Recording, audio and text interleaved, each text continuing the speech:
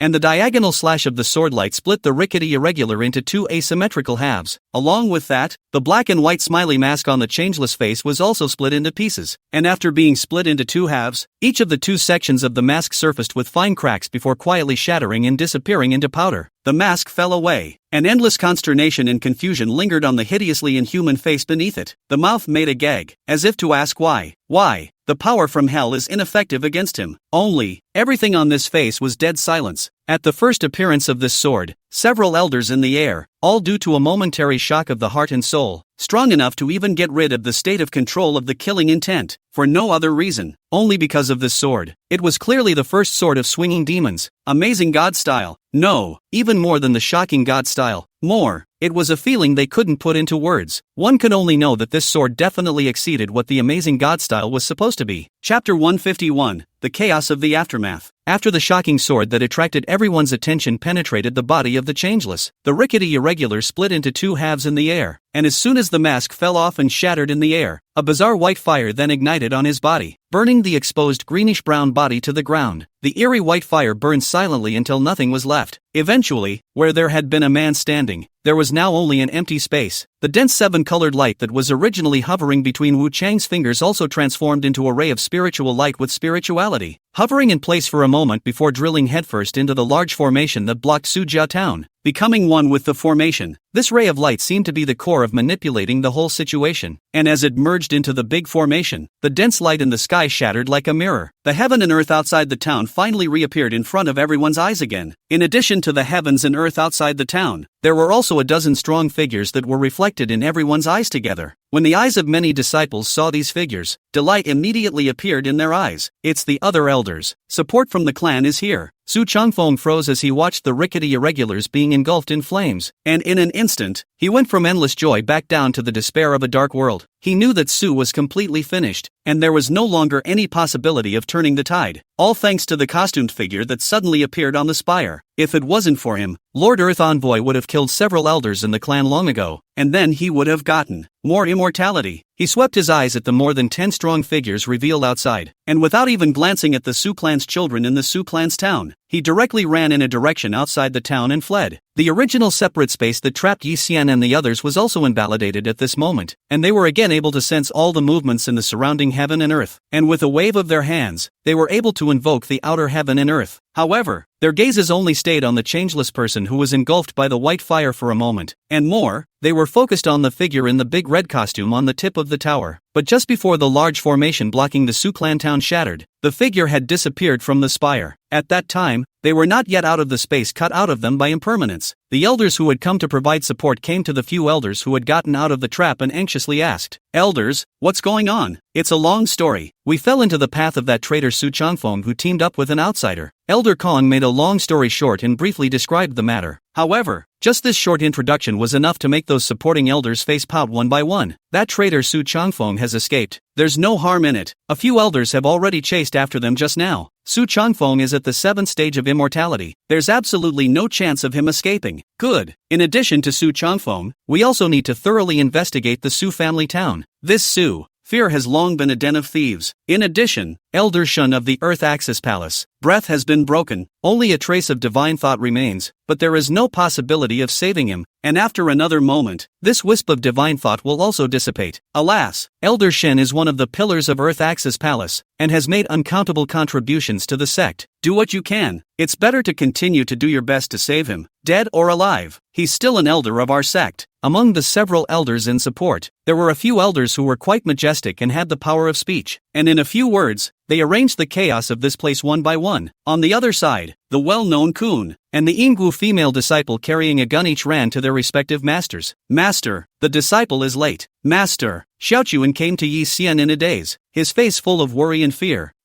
Yi Xian looked at him. "You what? This time, you are really too reckless. That you can enemy people." With disciples rushed over. "Like what kind?" "I died on death. It is no big deal." In the face of the master's rebuke, the well-known group did not dare to look up, knowing his master's violent temper. If he dared to talk back, the next month do not want to have a good day. "But I didn't expect Yi Xian to suddenly stop chortling." "But, your kid is not worse than that disciple of old man Kong." Hearing these words, Xin Kun looked up incredulously and was met with Yi Xian's kind brows as well as pleased eyes. Seeing the chaos in Suzhou town being cleaned up piece by piece, the four of Yi Xian Lei Xian, who had gotten out of trouble, gathered together. "Have you noticed where that senior went?" Compaq asked the others with deliberation. Lei Xian shook his head. Yi Xian also shook his head, and only Elder Tang said, "That senior should have already left, and if we want to stay, we won't be able to." The others nodded approvingly, only for confusion and an unstoppable shock to spread across their faces as they thought about the sword they had just used. That sword, even if it wasn't the surprising god style, it must have a connection with the surprising god style. This is something that, as an elder of the Heavenly Pass Palace, I will definitely not be wrong about. Yi Xian categorically said. "Will it be one of the clan that steps in?" Lei Xian asked. "Impossible." Compaq still had shock remaining on his face, blurted out, "Even if the palace master strikes, it can't be detached from the fundamentals of the surprising god style, derived from the surprising god style, so, out of the gods a sword, with the palace master striking, at best, there are some defensible variations. It's hard to. The rest of the group floated and speculated. Everyone should stop guessing. Wanting to know the details of such a senior is undoubtedly a fool's errand. But it is certain that this one's connection with the swinging demon sword sect is definitely not small. Lei Xian nodded. Actually, I'm more curious about how this sword was issued. I didn't even see the movement of his sword swing. At this time, Elder Tang did speak up. From my position I can see that person just reaching out and pointing is a sword. Moreover, I also found that in fact, the power of this sword, perhaps not as big as we imagine, just that one's special. To the changeless seems to have an exceptionally strong crush. Compact gradually calmed down, recalled and scrutinized, and also couldn't help but strip off the filter that attracted the mind with that sword. We were all affected by the killing intent, plus the surprising god style originally had the effect of shaking the mind, and it was only under the successive influences that we felt that that sword could not be caught, and had reached the extreme. Indeed, Elder Tang said. Also, I seem to recognize the mask on that senior's face. Oh, at these words, everyone else immediately looked toward him. Chapter 152, The First Man of the Thousand Years. If it's not bad, it should be the Northern Ghost Emperor, one of the 5 ghost emperors in the hell, only located under a few immortal gods. I once saw an ancient book inside the scripture mountain with a lot of weird faces engraved on it, which only labeled the faces and the corresponding immortal gods, but didn't mention anything else, and at first,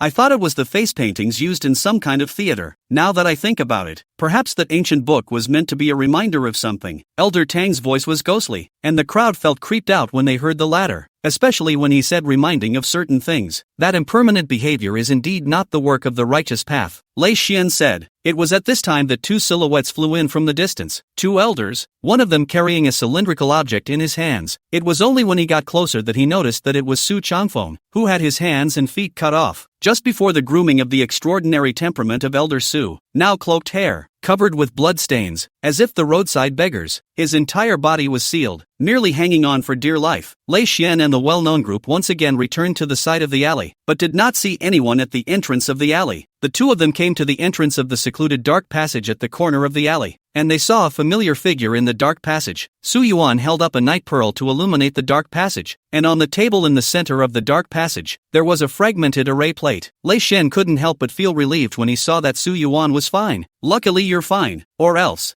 you're going to be in trouble? Su Yuan glanced at him and turned his head to continue studying the fragmented array disc in front of him. These fragments seem to be apart on something complete. Lei Xian sized up Su Yuan, who was preoccupied with his research on the array plate, and when he compared it with the costumed figure that stood on the spire of the tower before, he failed to see a single clue, and the doubts and suspicions in his heart dissipated for a few moments. That fellow, called Wushang, this array disc in his hand should be a small part of the hexagonal immortal instrumental array. It's just that he detonated all the power of this fragment of the array disc to blockade the entire Su clan town in front of so many 7 steps, combining the various images he had seen before. Lei Xian made this judgment. Su Yuan nodded in response. I heard what the man on the spire said after you were trapped, to the point where I really didn't expect it. Lei Xian looked at Su Yuan for a few moments. Not only that person is also involved in some other things. It might not be that simple behind. Some words Lei Xian did not say here. There are many people here. It is inevitable that there are ears on the walls, and he intends to go back to the clan to talk about it. When Su Yuan saw the well-known group, he couldn't help but say, Elder Brother Zhou, I wanted to pull you back. After all, the one you are facing is a 7th rank that rivals the elders. Kun scratched his hair. At that time it was just an impulse. Didn't think so much. It may be that after staying with Master for a long time, it's inevitable that I'd been tainted with a bit of Master's temperament. Senior Brother Zhou, next time you don't have to be so impulsive. There can be a better way to handle this. If it were me, I would choose to watch Elder Yi die. Hearing Su Yuan say this, not only did the well-known group freeze, even Lei Xian froze. The Su Yuan they know was not such a person. Seeing the consternation on the 2 men's faces, Su Yuan smiled faintly and continued, I will live, and then use everything I can to become strong until that day. The day I can kill the murderer, and return everything Elder Yi has suffered 100 times 10,000 times over. It was clearly said with a smile, but there was an unspeakable determination and firmness in the light words. Lei Xian couldn't say what that feeling was. He only felt that the Su Yuanfei in front of him was a full-blooded kid who had joined the swinging demon sword sect for less than 2 years. Xiao Chuan was momentarily stunned by Su Yuan's words, and in a trance, he was actually lost in thought, seemingly immersed in the picture described by Su Yuan. Yes, revenge and payback 100 times 10,000 times over. Senior Brother Zhou, don't blame me for not helping you together. Su Yuan shook his head helplessly. No. Xiao Chuan returned to his senses and looked at Su Yuan with emotion, only to feel that compared to Su Yuan, who was several years younger than himself, he was more like a fledgling rash. It's me who was reckless. In fact, it's useless for me to go up. Instead, I'm bringing my disciples up to send them to their deaths, causing more casualties for no reason. I shouldn't have made such a mistake. Qing Chuan sighed. As Lei Xian listened to the words of the two men, the last trace of doubt about Su Yuan was completely dispelled. Su Yuan let out a long breath. Phew. Thanks to that inexplicable appearance, that sword, simply, I can't say it. Lei Xian also nodded his head with deep empathy. Yes, the feeling of that sword, I can't quite say. It was simply stunning to the extreme. Su Yuan's heart was inexplicably soothed as he listened to Lei Xian praising him like this to his face, and he picked up the conversation. Yes,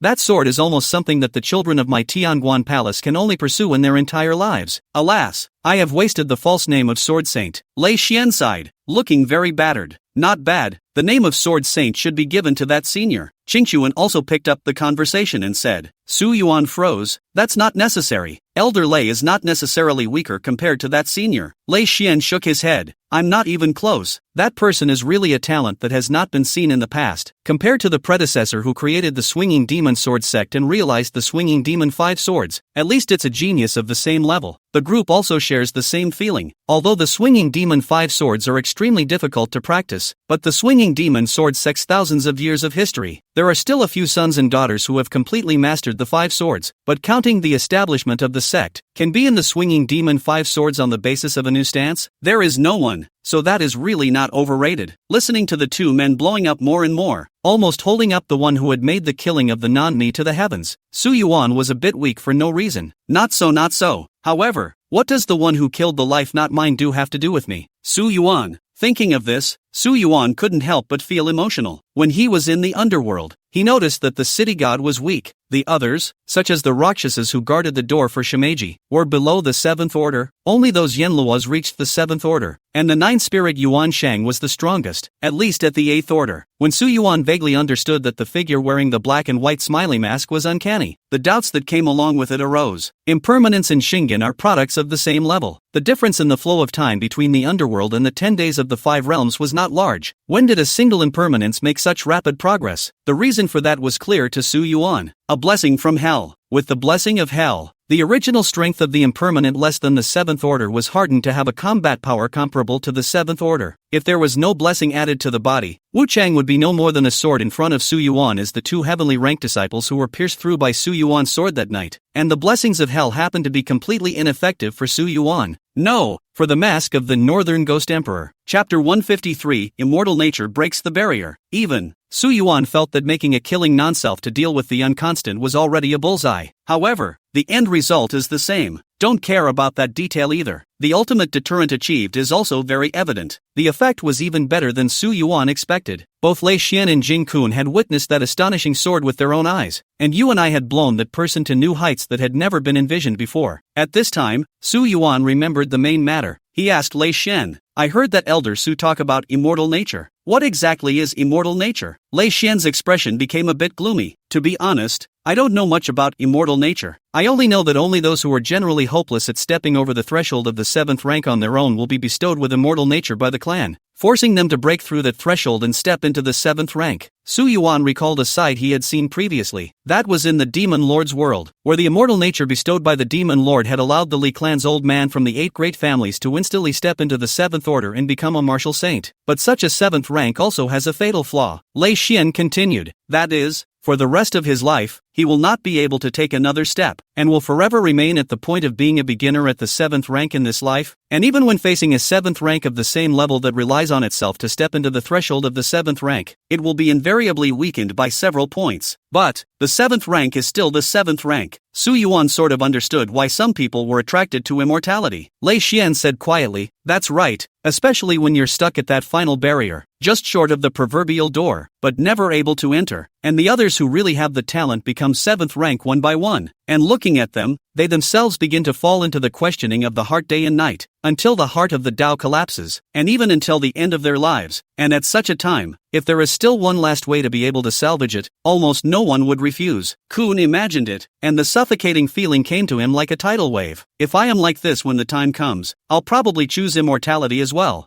Not everyone can get through that hurdle on their own. Su Yuan did not say anything, simply because he was still not sure how difficult that level they were talking about was. But in the world with Ling Frost, even if he relied on his talent and cultivated Ling Frost's natural talent to the extreme under the day and night together, he had only reached the half-saint realm, and in the 5 realms for 10 days was a half-step to the 7th stage. In the Demon Lord world, the Empress and the 8 great families, there was no one who had entered the 7th order after the Old Sword Immortal. Even the underworld only had Yen Luo level characters that were of the 7th rank or higher. The difficulty of this is evident. What level are you at now, senior brother Zhou? Asking the realm directly is a very presumptuous thing to do. It's like asking a girl directly why you have such well-developed pectoral muscles. But after getting along with the 2 incidents, Su Yuan believed that senior brother Zhou would not mind. Qingchuan froze and returned. My Xian sword is already in the middle stage of the heavenly order, almost equivalent to just entering the 6th stage. Su Yuan realized that although he called senior brother in one breath, the actual age of the known group was not a few years older than him, at most a difference of about 10 years. Knowing the group also feel ashamed of their own talent. To be honest, my talent in the Masters, a group of disciples, is not outstanding, but because of the character is more calm and steady. Only by the master entrusted with a big task. Su Yuan thought of something and burst out laughing. Calm character touching a junior sister's small hand in public, is it? Qingchuan's old face reddened as he emphasized. What I'm touching isn't senior sister's little hand. What I'm touching is my future. Su Yuan was puzzled. What is the explanation for this? Lei Xian did recognize. The female disciple who was inseparable from him seems to be the daughter of the vice palace master of Tianguan Palace. Shouldn't have misremembered the situation. Lei Xian couldn't help but glance more at Kun Xiaoqing. Kun Xiaoqing's appearance was elegant and easygoing, with a look of being nice to everyone. Really like a fluttering gentleman. Indeed liked by certain female disciples. Look at yourself. You're big and thick, like a woodcutter chopping wood on the mountain. It's no wonder that there were no lovable female disciples in the years when he used to be a disciple. So in the back of my mind, I cursed, grandmas are all talented. Su Yuan's tiger's body shook, and he looked at the known group with solemn respect. Master Zhou didn't expect you to be such a Master Zhou. He's really calm. He's the one who's going to make it. Zhu Jiazhen, a large store specializing in costumes and various face paintings. In the store, the owner and his daughter, who helped keep the books, were checking something in a panic. Father, at that time, I felt a gust of wind pass by. Then I didn't pay attention to what was missing in the store, and I just realized that a set of costume that was ordered away by the Su family last week to be customized for the Su clan's 7 dukes was missing. The daughter came to her father in a panic. Compared to her father's composure, the daughter, who is but a beanpole, is less poised. Panic what? Su family, maybe it's not that important anymore. This matter, keep it quiet for now. The father first calmed his daughter down as he thought back to the changes that happened in the city today. Although he was only immortal, but to be able to own a 2-story luxurious store in this heavy town close to the immortals, he was categorically not a mediocre person with a brain. This was a point of pride for him, and he would teach his daughter this every time he walked by the side of the road when he passed someone who had failed in his quest for immortality and was as penniless as a beggar. He keenly sensed that the change in the city today must be because the Su family had offended the immortals. One mistake and perhaps the entire extended family will be wiped out. First of all, the city came to many immortal family children, vaguely have the posture of asking the Su family, and then the sudden appearance of the black and white mask. Su family old man even in the black and white mask is a gang. Under early preparation, the immortals were taken by surprise. If not for the inexplicable voice that appeared later, perhaps all of these immortals would have to fall here. The old father, who had been in charge of the store for many years, did the math like a bookkeeper. However, even if these immortals fell here, but the depths of the immortal sect, there must be even more powerful immortals, regardless of whether the Su clan's old ancestor matters or not. As long as one is exposed, the Su clan in the end are bound to be hit with the mark of a traitor. The Su clan's destruction is doomed from the start. Thinking of this, he made up his mind. Since the Su family is destined to be destroyed, then, Lanner, go and notify the nearby immortal children. Tell them that a costume is missing from the store. Perhaps it is connected to the Su family traitors. Go. Although he didn't know what was so important about the costume, his sharp intuition told him that it definitely had something to do with the big change that was happening in the city. With that thought, he stepped out of the door of the store and watched his daughter run out down the street as he looked at the other side of the street, where the building across the street blocked his view, just enough to hide a spire. Chapter 154, Saving Everyone's Life. The store owner had thought that just a few disciples would come over to ask about the situation, but he didn't expect that in just half an incense stick's time, there would be several old men descending from the sky. One of the old men was also carrying his daughter like a chicken. Soon after, There were even nearly 100 stern figures stepping on swords to surround the store heavily, and under the dragnet, it was impossible to spare even a fly. The store owner's heart fluttered in fear at the sight of the spectacle. He only knew that no one in the Su clan could fly around without stepping on a sword, except for that old ancestor. But these old men in front of us, each one of them can. Greetings, immortals. The store owner bowed and saluted. One of the old men put his daughter down, but pressed with one palm to keep her from going, and asked, "You say you lost a costume in your store?" The old man's action store owner see very clear. That means you do not have the slightest thought of trying to lie. Or, at this moment, he instantly knew that things were big, and it was definitely not as simple as having a little relationship. He even suspected that there was a big connection between the costume and the traitorous deeds of the Su family, and one could not tell. He himself might be implicated by the immortals as well. Back to the immortal. This ready-made clothes store, specializing in selling some singing opera clothes and face paint, but most of them are some roughly made cheap goods. Not long ago the Su family came to order several sets of costumes, asked to be made fine, is to give their family's 7th son over the birthday with, give the price, also very generous. So our family on these sets of costumes is to watch extraordinarily tight,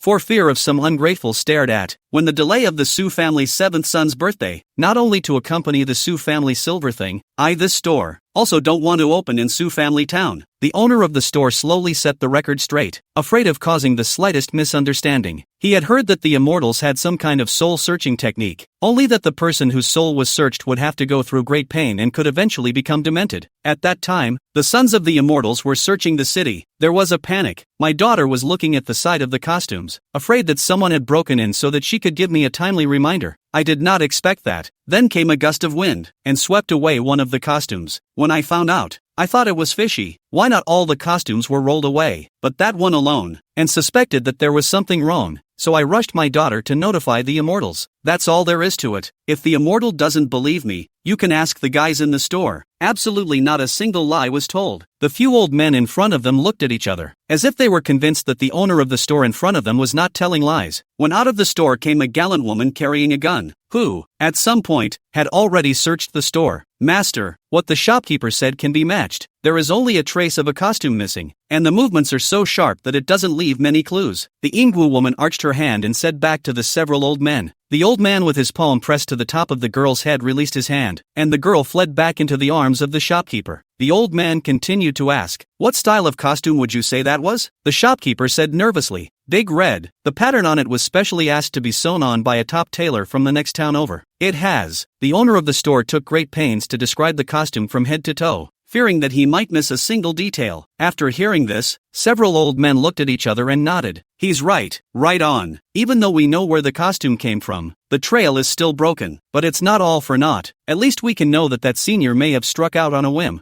and to avoid being recognized, he casually took a costume from a roadside store." Well, that explains. The few old men didn't say any more in front of the store owner, but instead faintly instructed the Ingwu woman, "Give him something to make up for it, count it as the money we gave him for that senior's costume." At once, the owner of the store shook his head and said that he did not dare to ask for this money. How can he take money from an immortal? But a few old men asked about the situation and then directly stepped into the air and left, leaving only the Ingwu woman carrying a gun with the immortal disciples at the scene to make things right. The Ingwu woman took a bag of gold and silver and threw it to the shopkeeper. All of them were searched out from the Su family, and in the future, there won't be any Su family. The parcel thrown casually into the hands of the shopkeeper was so heavy that he could hardly hold it. He saw through the gap of the parcel that it was full of gold and silver jewelry, but in front of the eyes of the immortal, these things were no different from the weeds on the side of the road. Thinking of this, he clenched his teeth, raised the parcel, and shouted to the gun-toting Ingwu woman who had already turned around and made a move to leave. "Immortal, I don't want this bag of gold and silver. I only ask for one thing." The martial woman with the gun stood still and turned around with only half her face showing and asked, "What is it?" "First, I dare to ask the immortal's honorable name," the shopkeeper asked with a trembling voice. "Swinging demon sword sect Tianguan Palace Penalty Hall Elder Kongbo's own heirloom. Shou Shi." The Ingwu woman carrying the gun spoke out greatly. "Immortal Chiu, I only ask for Immortal Chiu to take my daughter as a disciple and let her enter the immortal sect." The store owner bravely shouted out almost out of everything. The Ingwu female disciple named Chiu, she wasn't surprised in the slightest and glanced at the girl who stood at a loss for words on one side who was so shocked by the current scene. She asked the store owner, "Do you know what it means to enter the swinging demon sword sect?" The shopkeeper replied, "It means to be cut off from the mortal world, to be no longer in the company of mortals, and all the bonds of the mortal world are but a wave of the hand to the immortal." She lifted the corner of her mouth as if to mock. "I'm not asking you, I'm asking her. The girl who froze in place faced Xiaoxi's gaze and was a bit bewildered for a moment. But her father, who was bending low on one side, made eyebrows and squeezed his eyes at her, telling her to perform well to show the immortals. Lanil, father whispered, but Xiaoxi had long since seen through all that the shopkeeper had done, and said once more, do not look at your father, but speak the truth of your heart. The girl called Lanir turned her head to meet Xiaoxi's gaze. The woman in front of her who carried a gun was remarkably heroic, not inferior to the male disciples stepping on their swords around them. The bottom of the girl's eyes gave birth to a trace of yearning. Secretly glanced at the surrounding disciples who stepped on the sword full of solemn killing, fought for a moment, slowly said, into the swinging devil sword sect, is to take the sword. Xiaoxi was first stunned, then a hint of unexpected surprise flowed out of her eyes as she looked at the girl. Not bad, quite a bit of sword heart. This disciple, I accept. The store owner's face was full of surprise. If not in front of Xiaoxi, he even wanted to jump up and roar wildly to the sky to vent this surprise. But Xiaoxi said to him lightly, it's your daughter who entered the sword sect, not you. But how could the ecstatic shopkeeper listen to him? Juti stopped talking to him and asked the girl instead, what's your name? Lanir, Chui Lanir. The girl replied in a small voice, extremely unfamiliar with the recently recognized master in front of her. Lanir, come, from now on, you will follow me up the mountain. Although you have a little bit of sword heart, but you have to start from the outer door first. When you enter the inner door, I will naturally lead you away. If you can't even pass the outer door, I won't be able to help you behind your back, so you will stay in the outer door for the rest of your life. Do you understand? Chui Lanir nodded her head as if she understood. She suddenly thought of something and tilted her head to ask the martial woman in front of her. Master,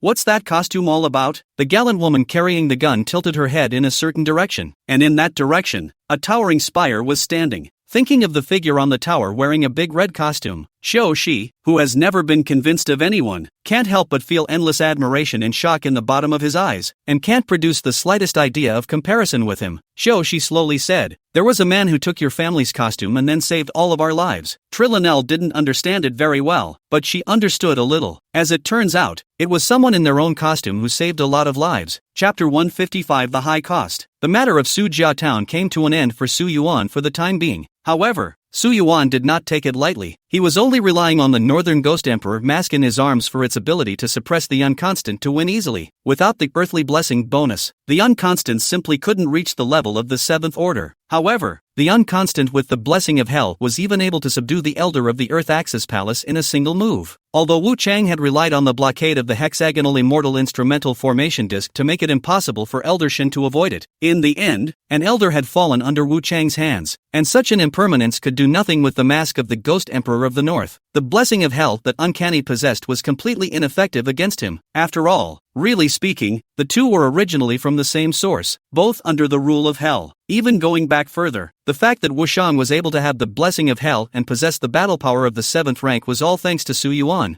When an impermanent died like this, Su Yuan suspected that the hell would never let the matter rest. Even the matter of the candle oil is still full of doubts. The impermanent is obviously sent by the hell. What does the hell need candle oil for? Who is in charge of the hell today? What about listening? Su Yuan vaguely had some conjectures about this. The news Su Yuan received later did confirm his suspicions. Kun came to Su Yuan's residence to find him. Senior brother Su. The penalty hall interrogated Su Changfeng and asked for quite a bit of information. Su Yuan raised his eyes. He confessed all? Knowing the group hemmed and hawed. What trick or not? Su Changfeng has almost gone crazy. Madly recited all those things before. Qingxuan told him roughly what Su Changfeng had recruited. Su Changfeng said that the person who first approached him was not the so-called Lord Earth Envoy, but rather a person from within the clan, who told him that he could provide the immortal sexuality that he had only dreamed of, and could even help Su Changfeng, who hadn't grown any further for decades, to further his strength to a higher level. Su Yuan's first instantly thought of the sword-stepping young man who stood next to the black and white masked smiling impermanent at that evening. Perhaps the person from the clan in Su Changfeng's mouth was him. Did the people within this clan find out? Su Yuan was puzzled. And the immortal nature 7th order? Isn't it true that the strength will always be stuck in that state of advancement? Qingxuan shook his head. Both things are still without a clue. The people of the clan in its mouth. The elders are still secretly lining up. As for the method of immortal nature enhancement, at least there is no similar method within the clan. Su Yuan nodded his head to indicate that he understands. The well-known group continued. The Earth Ambassador Lord promised to Su Changfeng after the completion of the matter of 20% of the immortal nature. And this immortal nature how to come? The well-known Kun paused. Then it relies on candle oil. mixing the candle oil together and then refining it. What you get is the immortal nature. And to identify the candle oil in this way, you rely on a flavor of withered grass passed down by Lord Earth Envoy. And there is an extraordinary connection between this withered grass and the candle oil. He said, the only way to see this connection in your vision is to swallow this herb and then use the corresponding secret method to follow the connection and chase the candle oil to the village where it is located, and use all the people in the village to refine it. All of the people in a village will be used to refine it. Su Yuan knew how those village extermination tragedies came about. Those people in the same village are afraid that they are not all candle oil capital. It seems that candle oil or not, may be related to the local environment. Su Yuan deduced. The well-known group agreed. That's right, the elders think so too. It's just that a lot of things have already disappeared with the death of the changeless, and it's hard to reproduce them. Su Yuan asked, is this information from his mouth credible? The known group pondered and said, Su Changfeng did those things. A lot of incriminating evidence has not yet had time to destroy, all found in the place where he recited after he went crazy. All the elders combined with the incriminating evidence searched out, coupled with the timeline of the events before and after the incident, all matched up, and the well-known group frowned. Su Changfeng all invoked. The clan invited the 7th-ranked high people of the soul-reflecting sect. Su Changfeng's divine sense completely broken to check again. Finally determined that there is no mistake. Just this law is sinister and ruthless. The recipient of the law's divine sense no longer have the opportunity to cohesion, can only be used once, not to deal with the likes of Su Changfeng. The clan is not willing to invite people to cast the law. Su Yuan nodded in understanding. When Su Changfeng was captured, his limbs were broken and he had become a human swine, and the Su family would only be destroyed in a matter of moments. Su family can be said to be destroyed in the hands of Su Changfeng. 1,000 years of family buried. Dying of insanity was a good end for him. Su Yuan couldn't help but shake his head. For the sake of immortality, to reach this point can be described as heavenly anger and blame. The well-known group looked out of the window. Eyes also brought a few points of ghostly. After all, things in the world, all have a price. He longed for power, longed to reshape the family glory. Their own powerlessness can only rely on external objects, but the cost is also extremely expensive. Su Yuan laughed. Why has senior brother Zhou suddenly become so despondent? This is not like you? Qingchuan sighed silently, shaking his head with an expression that looked like he was saying you don't understand. Su Yuan mused playfully, it won't be. Your future, start charging you an expensive price? The face is solemn, a gentleman-like, refused to say. You are like what words? What do you mean my future? That is my senior sister. The explicitly married no. The proper entrance to the teacher sister. My heart to the teacher sister of the sun and the moon can be shown. Okay.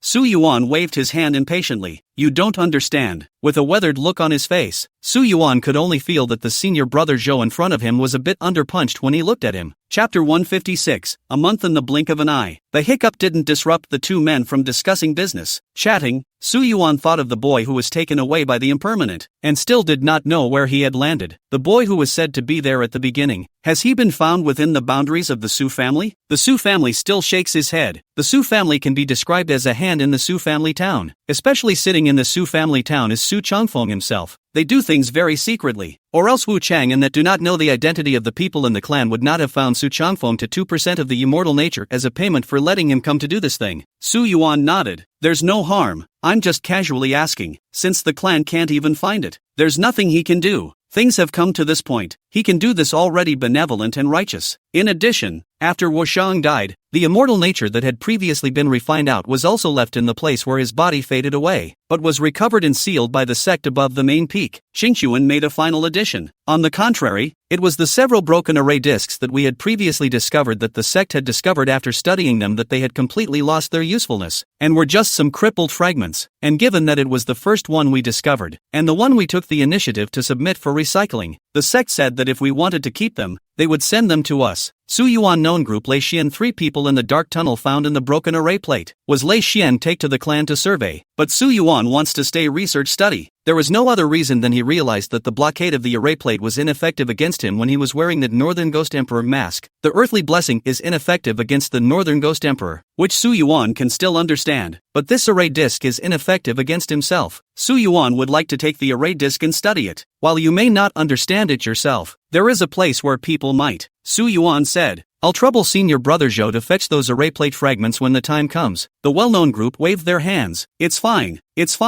This little thing is done by the way. After chatting with the well-known group and sending them away, Su Yuan's residence welcomed another person. Lei Xian sized up Su Yuan and nodded with quite a bit of satisfaction. The Earth Axis Palace's elder Shen died. The Earth Axis Palace's law enforcement hall's head one has been vacated, and there have been quite a lot of secret struggles in the Earth Axis Palace lately, and a lot of elders have been staring at this seat. And after 3 months, a batch of Earth Axis Palace's elders will be leading a group of teams to go to the extreme Western Sea to provide special training for the disciples, and I've asked for a seat for you. Su Yuan initially did not understand why Lei Xian was talking to himself about this, but after a little thought, he understood. Do you mean that this time, not only is it a special training for the disciples, but it will also be an examination amongst the elders to select a new head of the law enforcement hall? Lei Xian nodded his head. That's right. When the time comes, you may be able to observe the many elders making use of their skills. These elders aren't necessarily worse than me, they just each have their own strengths. Observing and watching the swords of the other great people will help you tremendously in cultivating the splitting sea style. Su Yuan knew that Lei Xian was still unaware that he had been able to utilize the swinging demon second sword splitting sea style, and was bent on helping himself break through this barrier. Su Yuan also had no reason to reject this goodwill. Even though Su Yuan had a natural sword heart, that was not a reason for him to be too proud to continue observing the 100 sword techniques. Furthermore, that time when he used the sea-splitting style, Su Yuan was purely unintentional. Facing the heaven and earth coffins suspended in the sea of ghosts, Su Yuan raised the power handle of the earth and slashed down with the splitting sea-style sword technique, not even noticing it himself when that style was performed, but recalling afterwards that there was such a thing. Therefore, Su Yuan was not sure if he could use the sea-splitting style freely. Lei Xian sighed again. Elder Shen's divine sense has been completely shattered. No more residue. The death of the body has been notified to the Shen family. The Shen family was previously nothing more than a no-name, only because of the emergence of a rely on their own to cross the 7th step of the pass of the Shen elder. This 100 years between the chickens and the dogs, the status of the boat rises, the position in the towns and cities outside of the mountain gate, the status of 1,000 years than the Su family such as the big is only higher than not lower. Lei Xian's words turn. Just Shen elder a fall, the Shen family and not much accumulation, no successor, even the peak of the heavenly order disciples are not, or even if not then the Shen elder, but also rely on the immortal nature crossed into the 7th order to force the continuation of the, but unfortunately, rise and fall and flourish only in a moment. Lei Xian coughed, with a different meaning to measure Su Yuan. You are not too young. If there is a desire for female disciples, can be generous pursuit, the sooner the heir to stay the better. If it is to the 7th stage, extremely difficult to have an heir, even if it is a dozen or so mortal wives to marry, give birth to 1 or 2 sons and daughters, often also have mediocre talent, and even the outer door selection may not be able to pass the offspring of those brothers and uncles of the same family are even more so. Su Yuan was plunged into silence by Lei Xian's words, and in the end, he could only say back, this kind of thing, there's no rush. People know that Kun knows to touch the little hand of the teacher sister. You can only say that there is no hurry, Lei Xian secretly said in his heart, and on his face, he helplessly shook his head. However, this is Su Yuan's personal matter. He is only because of the same Earth Axis Palace elders died, and witnessed the decline of a family have feelings, not really anxious about Su Yuan's lifelong affairs. Oh yes, there is still January is the new year. If not Shan Lao reminds me I would have forgotten. Time flies. For us, a year is almost a blink of an eye. Lei Xian casually mentioned it before he left. Sending Lei Xian away, Su Yuan could not help but recall the 3 different figures, representing 3 different moods, but today, none of them will ever see each other again. January passed in the blink of an eye, and Su Yuan got the shattered array disc that officially belonged to him from the well-known group. The array disc that broke into several tiny pieces looked like it would have been a small part of some large object. Su Yuan did some research on his own, but there were no results, so he was ready to find a time to enter the mask space to see if Beidou Xingjuan was there. But the wind has been tight lately, so it's better to be cautious. If it wasn't for Lei Xian's mention of the new year, Su Yuan would have almost faded into oblivion of this holiday that he would have once treated with solemnity. The last new year, how it was spent, Su Yuan could not remember. The popularity within the sword sect declined more and more as the new year drew nearer and nearer. There were already a considerable number of elders with their disciples deep in the disrupted orbit of the star opinion and lost contact, but now it was even colder and quieter. Many of the elder disciples who had family members in towns outside the mountain gate had returned to the towns, either to attend the grand ceremonies as family ancestors or to be honored by the crowds as the rising stars who led the rise of their families. Of course, there is no shortage of disillusioned people who, faced with rounds of greetings and comparisons, can't help but feel bleak and momentarily confused. Su Yuan didn't have to face this, neither the spirit of the ceremony, nor a moment of disillusionment, but just plainly a person in the residence, according to the usual habits of the same every day. There are just times when I still think of my master and sister, who don't know what their current status is, and the silhouettes that are etched in my mind. Then flashed a momentary thought, wanting to ask if they were okay now. Chapter 157, New Year's without them, and the 5 worlds and 10 heavens disconnected from the orbit of the star opinion. Old me counted with my fingers. The new year is almost here. Wan Shangtian stood in the small courtyard, observing the stars and said after fiddling with his fingers, "Wow, Master Ancestor is so powerful. Master, I want to learn too." Behind Wan Shangtian stood Qin Shu, and behind Qin Shu there was a small head that said timidly. Qin Shu from Wan Shangtian's sleeve yanked out a painted lunar calendar, only to see the top marked full. Only 2 or 3 grids left. This one lunar calendar is finished. Qin Shu extended the lunar calendar to his little head. "Here, no need to learn. It's ready-made." Wan Shangtian's old face was a bit untenable as he pinched his beard and said to Qin Shu, "Apprentice, you must not do this." Qin Shu also said to Little Head, "Apprentice, never follow your master ancestor's example." Wan Shangtian's snow-white eyebrows jumped, thinking that the image in front of the children should still be well-behaved, and finally endured. Cough too sound to change the topic. "Also don't know Su Yuan, that kid alone in the clan, how is it? Only expect him not without us too lonely it. Forget." And he said the mountain door outside the city's drunken fat building is a good place to amuse loneliness. I hope he will not look away and pick the next door 1 or 2 silver 2 hours of Falling Cloud's workshop. Sheep no good goods. Qin Shu skimmed his mouth. "Master, obviously is a serious place to listen to the song. How do your mouth has become strange, and Falling Cloud's workshop's tune is the most authentic. Insisting on a low price for most people to sing the song has been continued for 1500 years. Drunken Greasehouse is an apprentice 300 years ago in the Falling Cloud's workshop after the completion of the study before the opening of the special to earn the money of the wrongdoers, only to make more and more bigger and bigger." Wan Shangtian was stunned. "No, sure, why are you more familiar than me? The eldest daughter of a family in that city is on good terms with me, and her childhood friend's best brother's brother-in-law is a regular customer of the Falling Clouds workshop, and even offered silver to fund it when it was about to collapse." Qin Shu wrenched his hand and counted. Wan Shangtian couldn't help but fall into deep thought. This disciple of his always had a network of relationships that even he didn't know about, and always remembered everything. The mysterious network of Qin Shu's connections. Although this kid Su Yuan is not around, the year still needs to be celebrated. "Disciple, Yuan, take some silver to buy wine and meat. The 3 of us will have a happy new year." Wan Shangtian smiled and said, "Outside the courtyard there have been firecrackers. Families have changed into new clothes and hung up red lanterns. A festive atmosphere." Qin Shu sighed helplessly. "Master, you were just reminiscing about Xiao Yuan. Forget about not bringing little far, he should forgive us." Qin Shu rolled his eyes and went back to the house to get the silver, and took the little head behind him out with him, and went straight to the bazaar with a lot of laughter. In the same orbit of the star opinion, inside the temporary quarters of the Baiyu sect, Chaofeng walked into the room and surveyed Zikite, who was sitting alone in front of the mirror, lost in thought. Chaofeng smiled coquettishly. "Thinking about him again?" Zikite looked up in busy panic and said, "Senior sister, don't talk nonsense." Chaofeng smiled. "All right, I know you are definitely not thinking about him. It's almost New Year's Eve. Master's uncles, nephews and nephews, Master's aunts, Master's sisters,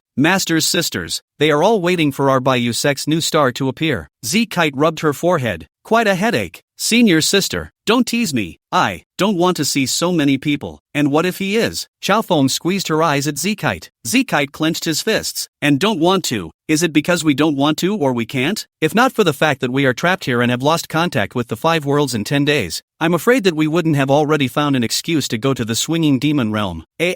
Promise not to make a move. Don't hit the face. New Year's Eve. Su Yuan also did not take the initiative to invite anyone. After all, he knows people who are either indifferent to these rituals, or the masters and disciples he invited over to inevitably destroy the reunion of others. Very few sounds of firecrackers could be heard from the various hills of the swinging demon sword sect. After all, everyone was busy cultivating and generally didn't have the free time to think about the festival. Su Yuan prepared some snacks on his own and placed them in 4 directions, and he also traded 1 hour of instructional swordplay for a spirit goose that was contained in the next mountain, making a pot of spirit goose pot that was not considered pretty but also not considered difficult to eat. He sat alone on one side and the other 3 sides were empty, but that didn't stop Su Yuan from recognizing who each side was. From left to right are the cool girl with a strong face carrying a sword, the delicate girl with a petulant face but also with arrogance from time to time, and the calm girl with a bland brow and a smile that looks extremely good when her brows are curved up. He was the only one in the room. slightly cold and silent, but Su Yuan released a smile and poured himself a full glass of wine. Thinking back on my time with them, I took a sip, and the wine was a little spicy in my throat. Still, Su Yuan smiled enchanted. Though the heavens are far apart, there is a time to meet. After a sip of wine, a knock sounded at the door, and Su Yuan pulled the door open, but froze. There was a whole bunch of people standing outside the door. Yi Xian was still looking kind. Senior nephew, I can smell the scent. What good things is a person stealing and hiding? Senior nephew Su, Wan Shangtian explained that we can't favor you, but he didn't say that we can't exchange things for things. Indeed, senior nephew Su, I have a 100-year-old golden rhinoceros horn here. It's no problem to exchange it for a mouthful of food, right? I do have a piece of golden yang stone here, but it happens to count as an adjunct for refining the golden rhinoceros horn, so it can be exchanged for a mouthful of food as well. I have it here too. A group of familiar Tianguan palace elders took out things wrapped in red cloth and stuffed them into Su Yuan's arms and entered the house uninvited. Lei Xian also mixed in and took out an orb as round as an eyeball. This is the core of the forging, the soldier master stone, which facilitates the fusion of various materials with different physical properties. In this way, it's almost complete. The well-known group pulled a tender white small hand to come. The owner of the small hand was the senior sister who had met before. The well-known group handed over a sword sheath. The scabbard as a whole was a dark brown color, on the deeper side of black, with raised depressions and forged lines that were angular and masculine-looking. I'll be more direct, and I won't give you the materials. I heard that you're about to leave the clan, and when you go out, a good sword should of course be matched with a good sheath, and this is my ancestral scabbard made from a meteorite from the sky. Su Yuan just wanted to ask where you got the ancestry. In the next moment, the well-known Kun stuffed the scabbard into Su Yuan's arms and pulled his senior sister into the house, and even whispered as he passed by Su Yuan, "It's actually gripping." Su Yuan froze as he held the large pile of things in his arms, then laughed helplessly, looking at the room full of people, though some of them were still missing from it, especially the three who were supposed to be standing next to him, but so far knew there would be a day. Wait for me, he chanted silently in his mind. Senior nephew, how is one goose enough to eat? Yi Xian yelled. Don't be in a hurry. Gentlemen, wait for me to go and change 2 more spirit geese. Su Yuan laughed brightly and turned to run to the goose pen contained in the next hill. 2 months after the new year, in front of the Earth Axis Palace, a team was converging and growing, while Su Yuan also organized what he should bring and turned his gaze towards that team. Happy New Year, brothers and sisters. The New Year does not take a holiday, just to give the guys offer the New Year plus more. Tonight 3 more offer. Ask the guys to urge more favorable comments and gifts. Some places are not my water, just transition chapters. Some things have to say clearly, or some readers see fast. Part of the details are not necessarily able to notice. Did not say clear words will look at the cloud. The author is for the guys have a better reading experience, so it is certainly not the reader's fault. All the blame for the author more slow. For this reason, buddy and everyone to make a bet. Starting in February, burst more, a month, 6,000 a day. 3 times a day, or 2 times 3,000 words big chapter. If you can't do it, you'll send a razor blade to cut your buddy's XX. If you can do it, please give me all the praise and gifts. If you can't do it, please send me razor blades to cut my XX. If you can do it, please give me all the praise and gifts. Chapter 158, Traveling to the Far Western Sea. That team was for traveling to the Sea of the Extreme West, and Lei Xian had previously mentioned it to Su Yuan, asking for a special place for him. Right now this team is about to leave, and in the things that Su Yuan had organized, apart from some of the things that he could bring close to his body, such as the face of the Northern Ghost Emperor, the Palace Master's personal order plate, the Phoenix Wood hairpin, the white piston flower and so on, the rest were stuffed into the package by Su Yuan. In Su Yuan's hand, he was holding a thick golden iron-cold sword. This golden iron-cold sword was sent to Su Yuan by several elders of Tianguan Palace after they had learned that Su Yuan would be traveling to the Far West Sea, and they had come together to gather the materials for forging the sword. Then Lei Xian found Elder Zhang to spend 2 months forging a special longsword. The sword was 3 feet long and 1 inch and 9 minutes wide, its body covered with fine scale-like dark blue lines, and its open pointed blade glittered with bright silver sharpness. The most peculiar thing was that the thickness of the sword was far beyond that of an ordinary visible sword, at least a finger thick, and its hilt, which is the hilt of the Bitter Sea sword. This sword was hollow on the inside, and the gap in the hollow accounted for 1/3 of the thickness of the sword, just enough to accommodate Su Yuan's immortal sword Bitter Sea. This is a sword within a sword. This was also thanks to the thin, cicada-like slender body of the Bitter Sea sword, which was just able to be contained in this golden and iron-cold sword. For this reason, Shang Lao is painstakingly, Within these 2 months even the hands of the other work have given up, so that other people begging Shang Lao forging sword good wait, just to forge a sword in the sword for Su Yuan. The good thing is that in the end it was successfully met the 2-month deadline. The outer sword of this sword within a sword. Su Yuan called it the Golden Blade Sword. The Golden Blade Sword was contained in the scabbard that was known to Kun Gathering, but it complemented each other. Su Yuan stepped on the Golden Blade Sword and came to the team that kept converging and growing outside the Earth Axis Palace. And at this time, the people in the team had basically arrived. At the very front were the 5 elders, and behind them were the Earth Axis Palace disciples who were full of vigor and anticipation. A burly middle-aged man among those 5 elders seemed to recognize Su Yuan. Standing on the leftmost side, he opened his mouth and said, 63 disciples of Earth Axis Palace who are heading to the Sea of the Extreme West, and Tianguan Palace disciples. 1. A total of 64 people have all arrived. That caused quite a stir in the ranks. All of them were young disciples, still at the stage of pressing their luck. And when they heard that there was one more sole Tianguan Palace disciple in the group, discussions rose up in all directions. Who's that guy? Looks a bit familiar. Those who go to the Sea of the Far West are never from our Earth Axis Palace. Why did a Heavenly Pass Palace disciple suddenly appear? Didn't the Heavenly Pass Palace major in the 1st and 3rd swords of demon swinging? When did they cultivate the 2nd sword? It's also a strange one. Brother's words are not true. The clan does not explicitly state that Heavenly Pass Palace disciples cannot cultivate the 2nd sword. It's just extremely rare. How rare is it? Su Yuan looked at these young faces. They all seemed to be disciples who had not been in the inner sect for a few years like him, and were also going to the Sea of the Far West for the first time. He casually found a spot and blended into the group, and the surrounding Earth Axis Palace disciples all looked at him a bit strangely. However, the old man in the center of the 5 elders suppressed the noisy discussion, and the calm voice that was not big but clearly echoed in everyone's ears said, "Since people are all together, then we'll set off. This trip to the Sea of the Extreme West is expected to take 7 days, during which time it will span across the swinging Demon Mountain Range, the Wang Yuan Plain, the Red Mountain Lake, and then the 10,000 fathoms of the Gobi and the desert, before finally arriving at the Sea of the Extreme West." The disciples listened quietly, most of them having heard from their elders or senior brothers before they arrived, with a few elders leading the way. A group of disciples flew towards the west beyond the mountain gate in great numbers, a sword-stepping figure leaving a long trailing stream behind them, which was spectacular in all its splendor. As the path passed, the spirit beasts occupying one side of the road crouched down, not daring to make a move. No one dares to go up and explore the forces that dominate a region, and the heads of these forces all know that they are disciples of the Sword Sect, which is located at the very top of the entire swinging demon realm. On the first day, they crossed the swinging demon mountain range and arrived atop the plains that had an unobstructed view. The plains are so vast that they are even divided into 3 kingdoms, only that these 3 kingdoms are all headed by the swinging demon sword sect, and all affairs are obeyed by the swinging demon sword sect's directly subordinate city, which is located at the junction of the 3 kingdoms. When the evening hour came, the crowd crossed the plains to the center of the plains, which was located at the junction of the 3 countries. There was a magnificent giant city called Exterminating Yen City, which was located directly under the administration of the swinging demon sword sect. It was one of the symbols of power of the swinging demon sword sect as a supreme sect. Seeing the streaks of streams of light passing by in the Exterminating Yen City, there had long been people waiting outside the city to greet them. After the 5 elders docked with the person who greeted them, someone brought the disciples forward to resettle them. The place of placement is not too shabby, is an extensive compound. To accommodate 100 people are more than enough. Su Yuan was assigned a separate room, sharing a small courtyard with the 2 people in the other 2 rooms. When those 2 saw that it was Su Yuan, one of them came up to greet him curiously. "I'm Ning Hao, the newly promoted inner door of Earth Axis Palace. I don't know how to address you, Tianguan Palace Su Yuan, but I'm not considered a newcomer to the inner sect. I've been in the inner sect for almost 2 years. Su Yuan nodded his head and responded. Ning Hao was slightly surprised to hear Su Yuan's name. Su Yuan? But that Elder Wan's personal disciple? Su Yuan didn't expect that the newly promoted inner sect had also heard of his name. It seemed that his name had spread far enough, and was almost at the point of being known by everyone in the inner sect. Su Yuan didn't hide it and directly acquiesced. Ning Hao arched his hand to Su Yuan. "Out of respect, I should call you a Su senior brother. The senior brothers in the division have instructed me that among the young disciples of this generation, there is one called Su Yuan to pay extra attention to, and although it's rare to have out-of-battle, the turmoil it caused within the clan is not small at all. I didn't expect to run into it here." Listening to Ning Hao so say, Su Yuan always feel that these people behind the crickets is not what 2 good words it. What do you mean he caused the turmoil? Well, but it's true. A lot of the turmoil was indeed caused by so far, rather crookedly correct. However, this Ning Hao was also a straight man. and when the division's brothers and sisters said so, he just repeated it word for word in front of the rightful owner. Su Yuan smiled faintly and counted his acquaintance with Ning Hao. On the contrary, the other person surveyed Su Yuan. His eyes were so surprised that he didn't seem to see a normal person. Su Yuan didn't care. After all, not everyone will immediately go up to the so-called famous person to make friends when they see him. After Ning Hao and Su Yuan got to know each other, he enthusiastically pulled Su Yuan to talk about those 5 elders. The stout elder on the far left is Elder Wei Pioneer Wei, the youngest of the 5 elders, and is said to be the one who has the most hope of succeeding Elder Shin's position out of the 5 this time. Then is the middle of the seniority of the oldest, the most respected Li Qi Li elders. Li elders this is and Shin elders of the same generation, but always by the Shin elders pressure ahead. This time it is also determined to be the punishment hall in charge of the person. Do not allow this trip to the extreme west of the sea of the trip there is any error. The remaining 3 elders are the Chu clan twins and Elder Ma. These 5 elders are all heavenly prides among heavenly prides, outperforming an unknown number of contemporaneous geniuses before becoming direct elders of the Earth Axis Palace. And I don't know if it's possible for me to arrive at Elder Zhu's level in the future. Ning Hao briefly introduced the elders, his words filled with envy. Su Yuan also knew that these 5 were not relying on immortality to become 7th ranked, but were actually relying on themselves to step into the 7th ranked elders, and each one of them definitely had superiority. After chatting casually with Ning Hao again about some miscellaneous news within the clan, Su Yuan returned to his room to be alone as it was getting late. Su Yuan found that this compound looked like a vacation place with a beautiful environment, but in reality, it was heavily guarded, and it was impossible for outsiders to casually enter this kind of place. So he took out the face of the Northern Ghost Emperor and slowly put it on. After putting on the mask in the blink of an eye, Su Yuan once again saw the space that he had seen before, and the 12 chairs in the center seemed to be standing there as if they had never changed. And in those chairs were sitting 2 figures talking leisurely over tea. One of them was the Beta Star Monarch, while the other was a woman with an upright posture, not inferior to the Beta Star Monarch in the slightest, and even more fiery, with the mask on her face floating in a silky golden light. Chapter 159 Exchange of Information. The Hokage and the women whose masks floated in golden light on their faces cast measuring glances when they saw someone they had never seen before step out of the darkness in front of them. Is this the new Northern Ghost Emperor of Hell you were talking about? Facing the question beside him,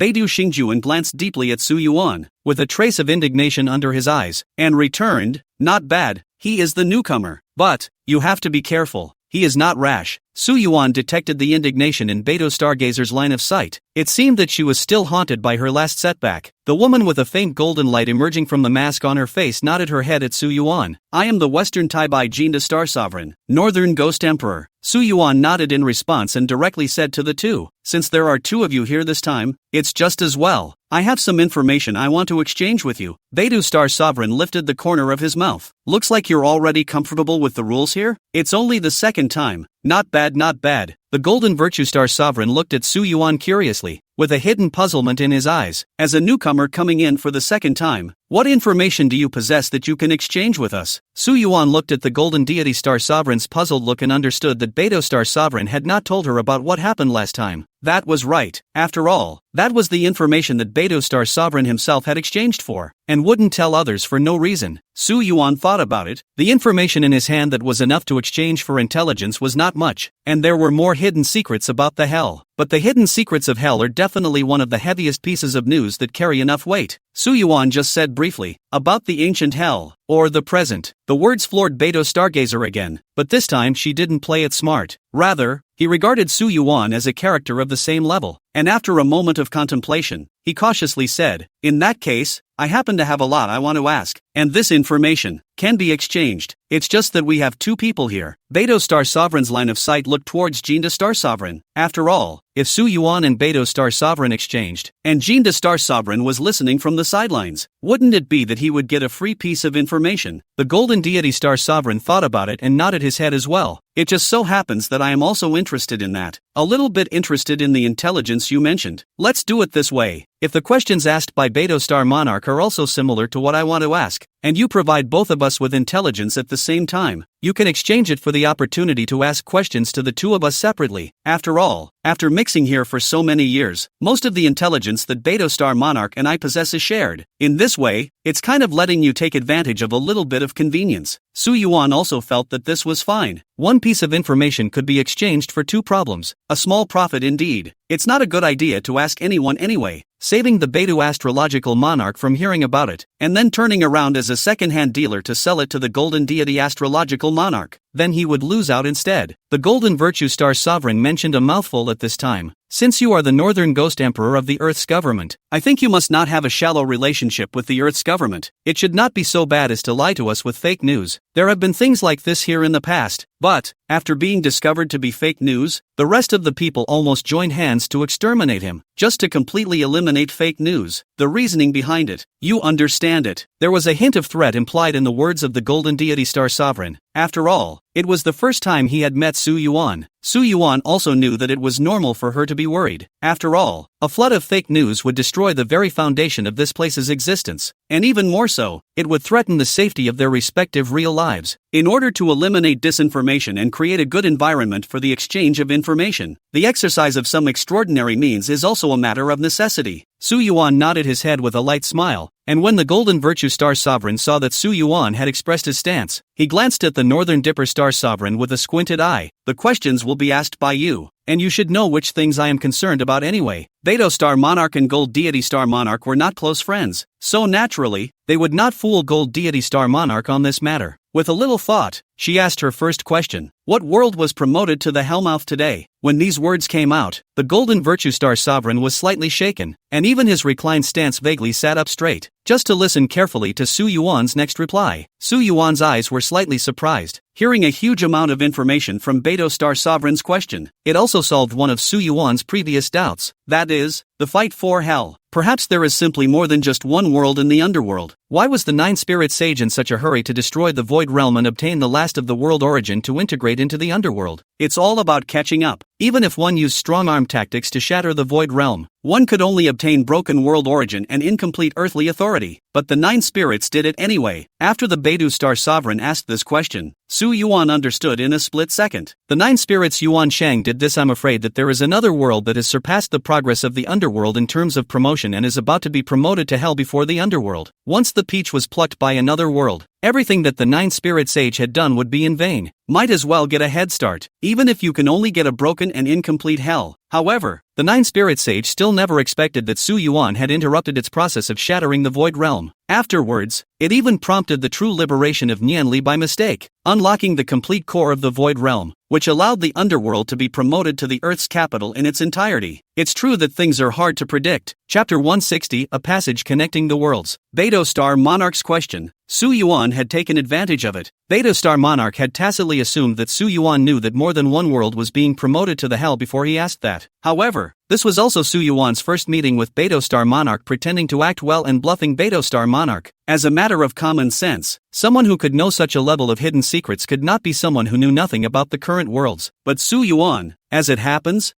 Su Yuan also realized it this time. He seems to be able to pull a lot of wool over the eyes of the North Star.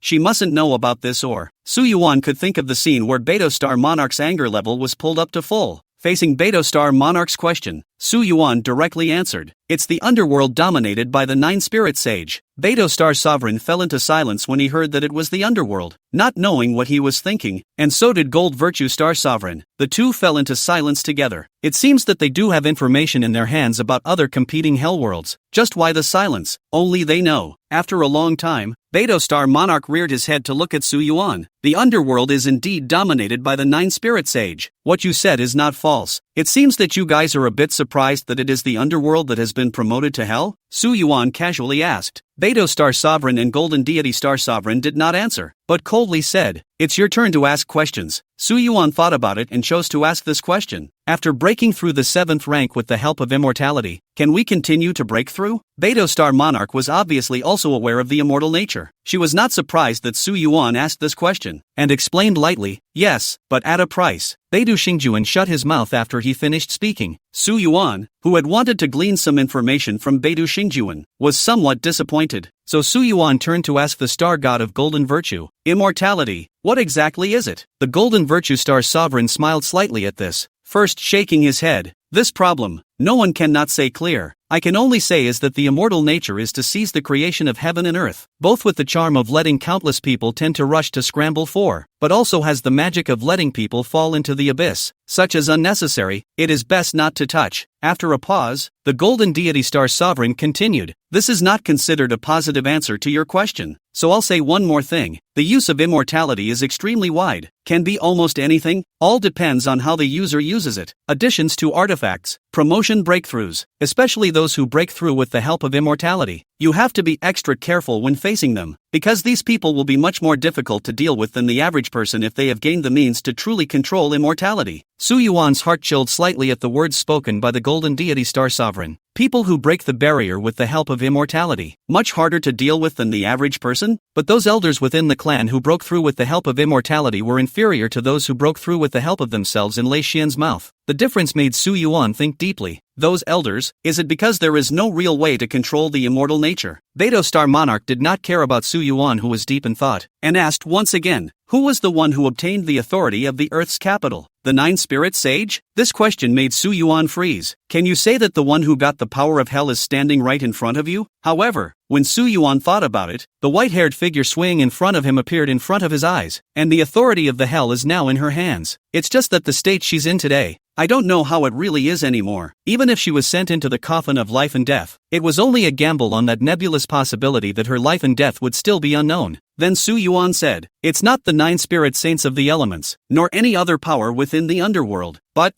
who was not originally treated by everyone as qualified to compete for power. A person called Nian Li. Beidou Star Sovereign and Golden Deity Star Sovereign looked at each other, surprise growing in their eyes. Nanri, have you heard of it? Beidou Xingjuan whispered to Jinda Xingjuan. The Golden Virtue Star Lord shook his head. I don't have one, but maybe I can ask someone else later. Although the two did not know exactly who the person named Nian Li was, since Su Yuan said that she had gotten the power of the earth, it was bound to be no idle person. As for Su Yuan, he also turned his eyes to the seat among the 12 seats engraved with the 4 ancient seal script characters of Thingdu Emperor, a complex and apprehensive look surfacing in the bottom of his eyes. This bit, what the hell is? It's your turn to ask us. Beidou Star Sovereign's words pulled Su Yuan back to the present. Far raised his eyes and asked, you said this place could lead to other worlds. I want to know the way to other star opinion orbits. Beidou Xingjuan couldn't help but laugh. It's true, this has almost become a must-ask question for every newcomer. Jinda Xingjuan also nodded his head nostalgically. What seems to be, when I first entered this space, thought it was what a big secret, but also hid in the heart do not dare to ask, in order to figure out the answer to this, but went a lot of detours, ate a lot of pain, to travel to other worlds in the orbit of the star opinions. You need something, a wayfinder, and with a wayfinder you can travel through the darkness that separates the worlds from each other and not get lost in it. Beidou Xingjuan said frankly, don't underestimate the darkness that separates the worlds. It would be a mistake to think that the worlds exist according to the directions arranged on the star charts, and that if one chooses a direction and keeps going, one will arrive at one's destination. It is only when you go into the darkness that you realize that the so-called direction you perceive is nothing but an illusion, and that in reality you have long since deviated from the original direction without realizing it, and then getting farther and farther away from the destination, getting progressively lost, not even seeing any hope of getting out, not seeing any point of light for guidance. In the darkness, you are unable to see any of the star points that the world is made of. Beidou Star Monarch paused. This is the experience that countless seniors have summarized with their lives, and there are less than 1 in 10 seniors who were able to escape from being lost and were lucky enough to arrive at other worlds and survive. So exploring other worlds across the darkness is an extremely dangerous thing to do, especially the farther away the orbit of a star opinion. If you're close, you might even be able to see some of the massive light emanating from the orbit of the star opinion next door in the darkness, piercing through the darkness and guiding you on your way. If you're far away, it's all up to luck, unless you have a road guide, and large clans often carry road guides from their world to other worlds, obtaining things from other worlds and then making them into road guide. Then by the attempts and luck of countless people over countless years, the wayfarers of one world after another were brought back and plotted as star maps to learn what worlds were out there. This is the most valuable thing of those big clans. Even we have to covet it sometimes. There might be rare worlds inside that are not known, if one is extremely lucky. So good that one can pick up dog-shaped divine weapons while walking on the side of the road. The process of crafting the road guide may accidentally construct a link between the two worlds and form a passageway. Since then, it is naturally possible to travel to and from the two worlds with the help of a passage, the preciousness of which is self-evident. And here we are, with many passages connecting to other worlds. Chapter 161, The Great Use of the Leader of the Orbits of Star Opinions. After Beidou Star Sovereign finished speaking, he and Jinda Star Sovereign rose at the same time. The two walked towards the center of the 12 chairs, and Su Yuan's eyes were fixed on the two, trying to see what they were going to do. They just stood in the center of the place, the two nicknamed figures stretching out their slender onion fingers, brushing over the masks on their faces as if to activate something. After brushing their masks, their knuckles carried a misty pale blue glow as they reached out and flicked their hands in all directions, the pale blue glow from their knuckles waving out like a starry river of striped mist. What had been a dark perimeter suddenly revealed another magnificent sight as the starry river of striped mist spread out. The light of the stars gradually lit up from the dullness, as if emerging from the obscurity of the first heaven and earth. Countless star points, big or small, overlapping, each blooming with dazzling light. A lifelike picture of a starry night sky was just displayed in the ring of 12 seats. This is the star map owned here. As for which world you want to travel to, it's up to you to recognize it, Beidou Star Monarch said with a cocked eyebrow. The Golden Deity Star Sovereign also stared at Su Yuan with a playful smile. Those who couldn't read the star map would only be at a loss even if the star map was placed in front of them. She wanted to see how Su Yuan would respond. Su Yuan looked around the star map for a week. Countless star points were densely scattered in the background of the light blue mist. As far as the eye could see, they were more or less the same. One could only see the flickering star points of brightness and darkness. How could one possibly recognize what difference there was between these star points? However, the Beidou Star Monarch and the Golden Deity Star Monarch's expression also let Su Yuan understand that they are bound to have a method of identification. Just, Su Yuan's palm turned upwards, and a jade token appeared in his hand. A long, rounded jade medallion carved with a number of beautiful and elaborate decorations. Both Beidou Star Monarch and Golden Deity Star Monarch couldn't help but be aghast when they saw the jade plate.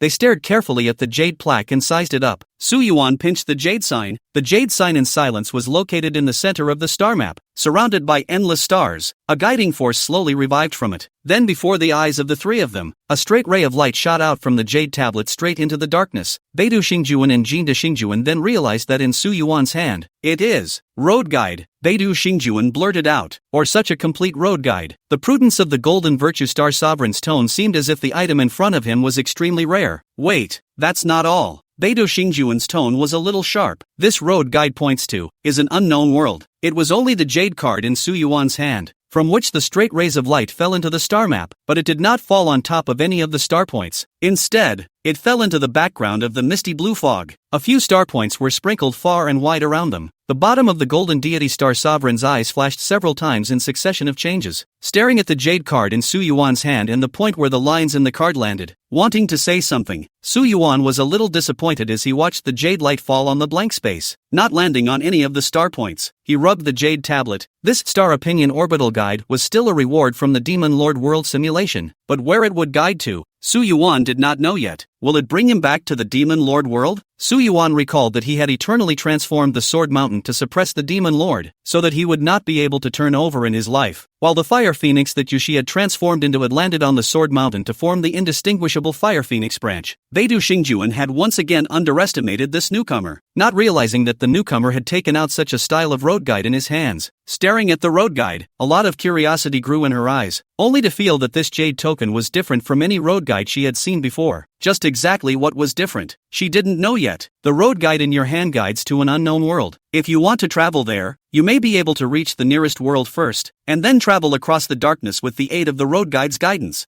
Beidou Star Sovereign paused, but this requires at least 7th rank strength. Su Yuan nodded his head, and just as he was about to put the road guide away, the Golden Virtue Star Sovereign stepped forward to come in front of him. Jinda Xingjuan's figure is long and happy, only half a head shorter than Su Yuan, and the light fragrance that comes to his face is drilled into Su Yuan's nose. She took out a jade bottle that was less than half the size of a palm, which seemed to contain something, and the mouth of the bottle was sealed with fired jade porcelain. Hesitating, with a single force of his knuckles, the Golden Deity Star Sovereign loosened the jade porcelain seal at the mouth of the bottle, and a crack appeared in the originally tight seal. At once, from the jade bottle dispersed a wisp of clear air. Light to almost invisible clear air once floating out of the jade bottle has the spirit to turn his head to look around. casually looked around does not seem to see anything of interest. This wisp of clear air intends to turn his head to drill back into the bottle. But suddenly, Tian Ji noticed something, and the delicate jade plate on one side caught its attention. It turned its head and burrowed into the jade plate, and it was at this time that the jade plate once again changed, and a second straight ray of light shot out from the jade plate and landed in the star map in the other direction. What? Beidou Star Monarch was almost dumbfounded by the scene and blurted out incredulously, "A road guide can still point to a second direction?" This had completely surpassed any road guide she had ever seen before, and the Golden Virtue Star Sovereign murmured with a complex face and bowed his head. "Sure enough, I felt some familiarity when I saw the jade tablet in your hand. The style of the lines engraved on it I once saw in a world, and the clear chi in this bottle was also obtained from there." Su Yuan was a bit stunned to see the Beidou Star Monarch surprised to such an extent. It seemed that the leader of Star Opinion Orbit held in his hands was not as simple as he thought. Surprisingly, it also points to a second direction at the same time. It's just that the process requires the absorption of something else, like that wisp of clear air. Su Yuan and the Star Lord of Golden Virtue cast their sights towards the direction where the second straight ray of light was thrown into, which was likewise a piece of land located in a blank space. At this time, the Golden Virtue Star Sovereign spoke with some concern. "Ghost Emperor, can you do me a favor and assist me in traveling to that world? And all the harvests from the world will be yours. In addition, I still owe you a favor, plus 3 more pieces of information that you would like to know." Su Yuan couldn't help but ponder. Seeing Su Yuan hesitate, the Golden Deity Star Sovereign once again clenched his teeth, worrying that Su Yuan wouldn't agree. So he continued to plead,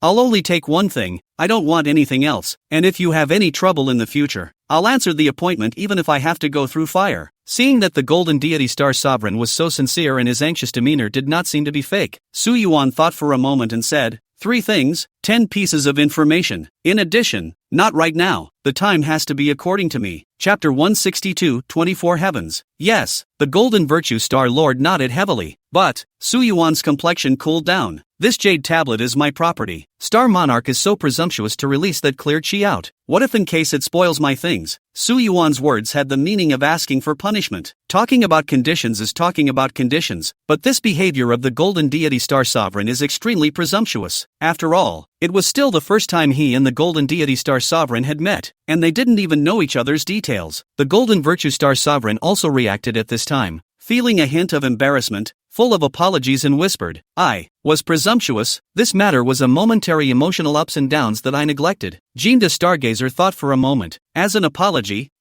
she looked deeply at Su Yuan, said, "Western Golden Virtue Star King Lord on the convergence of all things, suing the success of the Su, such as the world's luck meets, more than a disaster monster punishment and prison of blame, Hong good and welcome it. I got part of the inheritance. I can see the luck of the disaster, although not absolutely accurate, but basically will not deviate too much. Ghost Emperor, you will have an absolute disaster soon." Su Yuan wanted to throw a big question mark in the face of the Star God of Golden Virtue. Who taught you that to express an apology is to tell the other person you're going to have bad luck? Bad luck? How bad? However, Su Yuan sighed and still resisted the urge. After all, people do tell the truth. The change in Su Yuan's attitude was perceived by the Star Goddess of Golden Virtue, and she continued to inform with apologies. "Although I don't have the means to completely dissolve it, I can do my best to help you dissolve it." In front of Su Yuan, the Golden Deity Star Monarch took out a personalized orange and yellow scented capsule from his bosom, and then in front of Su Yuan and the Beidou Star Monarch just like this, poured out all the stuff from the scented pouch. The scented pouch was a storage prop that held many things, and at this moment a brain was poured out and scattered in the space between the 12 chairs, and Kindred Star was lying on his back looking for something in the scattered things. This action looked at Su Yuan with a black line on his head. Beidou Xingjuan fell sardonically went up to explain for Jean de Xingjuan. "She will be lying on the ground. Movement is not too elegant." Jean de Xingjuan blocked behind her. "This big girl a lot of unused things all brain stuffed inside, and used things more than one will be easy to mess." "Oh, found it." The Golden Deity Star Lord concentrated on finding a crossed sword talisman from the clutter and called out with a delighted tone. She got up and put all the miscellaneous items into the scented pouch, then handed over the crossed sword talisman to Su Yuan. Ancestral talismans of tending to good fortune and avoiding evil can subtly change a little bit of chi. Sometimes just a little bit of a small change can turn a big evil into a small evil. The words of the Golden Deity Star Sovereign caused Su Yuan to be stunned again. "Do what you can to solve the problem. Just a good luck charm?" Su Yuan said in silence. What is the difference between this and the beggar who reads the face on the side of the road, casually pulls out a piece of yellow paper and says, "You have a great evil omen, only this peace talisman can guarantee that nothing will happen?" Jin de Xingjuan thought seriously. Beggars may want your silver. I don't. Is that the problem? Su Yuan hesitated and half-heartedly took the sword talisman. To be honest, the so-called fate of fate, he always do not believe in. He only knows that the truth of breaking open the way forward only in their own hands, the only way to rely on their own. However, after so many things, Su Yuan and the Golden Deity Star Sovereign and the Northern Dipper Star Sovereign were quite familiar with each other, no longer as strange as they were at the beginning. Since he had reached a condition with the Golden Deity Star Sovereign, Su Yuan then no longer had any qualms about exposing something. Alone, he transmitted his voice to the Star Sovereign of Golden Virtue and asked, "Star Sovereign, do you know about the 5 realms in 10 days? Hearing the voice transmission, the Golden Deity Star Monarch also understood that Su Yuan did not want to expose something in front of the Beidou Star Monarch, so he nodded his head and similarly transmitted a voice back to Su Yuan. "I know. Is there a way to arrive at that newly opened star opinion orbit around the 5 realms and 10 heavens?" This was where Su Yuan really wanted to go. The guide of the star opinion orbit is just a momentary attempt to see the star map for the first time. Only then did the Golden Deity Star Sovereign understand. So the Ghost Emperor wanted to go to that star opinion orbit, and it seems that the Ghost Emperor likewise has people from his division trapped in it. It's just that, unfortunately, that new star opinion orbit isn't in the star map that we know of. No, I should say so. There might be a certain side of the world in the star map here that happens to be in that star opinion orbit. It's just that with so many worlds in the star map, we haven't fully explored them yet. So you can try to wrestle with that sliver of probability. Su Yuan looked at the star map surrounding him. Each star point represented a world. Without a road guide, he couldn't be sure if there would be a world on the orbit of that star opinion among these star points. But, the Golden Virtue Star Sovereign spoke again at this time. Although I can't tell you exactly how to reach it, I can tell you that according to the news that was sent back earlier, that star opinion orbit is called the 24 heavens simply because there are a total of 24 worlds superimposed on each other in accordance with the upper and lower azimuths to form a star opinion orbit. 24 heavens. Su Yuan memorized the name and nodded to Star Sovereign Jinde. This is counted as the first piece of information I got. There are still 9 remaining. If Star Sovereign gets the method of arriving at the 24 heavens in the future, he must inform me at the first time. I can count Star Sovereign another piece of information. The Golden Virtue Star Sovereign nodded solemnly and promised, "Don't worry, Ghost Emperor, I will. In the future, if the mask is hot, it means that someone is here to try to contact you. In addition, this is the method of contact here." The Golden Deity Star Sovereign taught Su Yuan an extremely simple contacting technique, which in turn allowed Su Yuan to once again solve his confusion. No wonder at first he came in and was able to see the two of them, the Northern Dipper Star Sovereign and the Golden Deity Star Sovereign, chatting about something together. Turns out it wasn't a coincidence, it was just that up until before, Su Yuan was still considered an outsider here. No one would teach Su Yuan these things at all, and he could only rely on himself to figure it out. Nowadays it was better. At least the relationship with the Golden Deity Star Lord was made good. As for Beidou Star Monarch, Su Yuan looked at her and felt that Beidou Star Monarch's mind was much more than that of Gold Virtue Star Monarch, and that it would be better to befriend someone like Gold Virtue Star Monarch instead. Su Yuan basically got an answer he was satisfied with. He exited from the mask space and returned to the extinguishing Yen city he was currently in. Looking at the Northern Ghost Emperor's mask in his hand, and the crossed sword talisman that was brought out together, it seemed that not only people, but also their belongings could be brought in and out together. At this time, Su Yuan suddenly remembered that there was another problem. They all seemed to have gotten their inheritance from the mask, but he still didn't know where the inheritance of the Northern Ghost Emperor was. But since we're all out of it this time, we might as well ask the next time we go in. In the sky above the swinging demon realm, 2 figures, a man and a woman, stepped on the edge of the world, and 1 step further was the boundless darkness above their heads. This man and woman were the 2 palace masters that Su Yuan had previously met, Qiu Xiqiu and Lu Yenyun. They looked away across the dark night sky above their heads to a misty glow standing vertically in the distance, so faint that it was almost impossible to see it without a closer look. Qiu Xiqiu spoke, "The 24 heavens. It's still inaccessible, and there aren't any other entrances or exits other than the channel that was previously established and then interrupted." On the side of the middle-aged female cultivator, Lu Yenyun returned, his eyes to the extremely light almost hidden into the darkness of the mist light. His expression is extremely indifferent. It means that the chance belonging to us people has not yet arrived. The chance of the 24th heaven. It seems to fall on those who are trapped in which the various great clans of the people also do not know what kind of a bloody fight will be. Chapter 163. Halfway through the trip, Su Yuan and the rest of the group heading to the extreme western sea would only stay in extinguishing Yen City for 1 night. After 1 night it was onward to the next stop. When the night fell, the discussion of the disciples in the compound gradually went down, and the Earth Axis Palace disciples who were originally strolling between the garden wigwams returned to their respective rooms to cultivate. As newly promoted inner sect disciples, these disciples who had been in the inner sect for an average of only 2.5 years were able to be selected to travel to the Sea of the Far West, and each of them were the most outstanding